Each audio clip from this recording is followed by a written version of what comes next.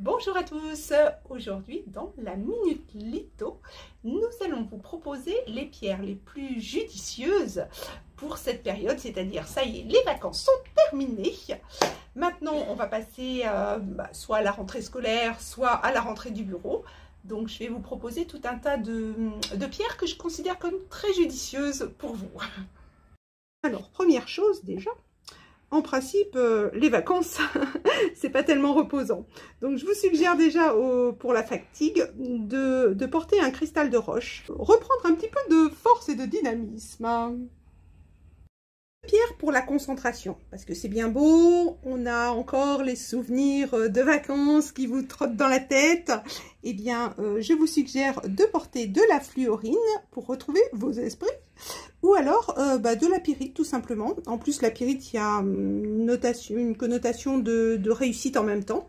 Donc ça, c'est deux pierres qui vont vous aider à reprendre les pieds sur terre et vous concentrer davantage. Autre chose.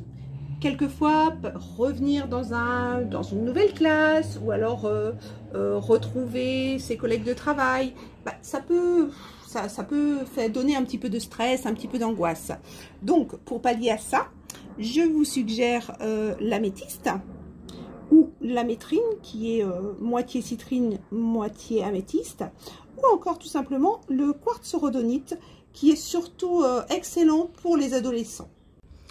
Si vous avez besoin d'avoir un petit peu plus confiance en vous, parce que voilà, vous êtes un petit peu timide, vous ne savez pas si vous allez être à la hauteur, eh bien rien de tel qu'un quartz rose ou une cornaline pour vous donner un petit coup de pied aux fesses, on va dire.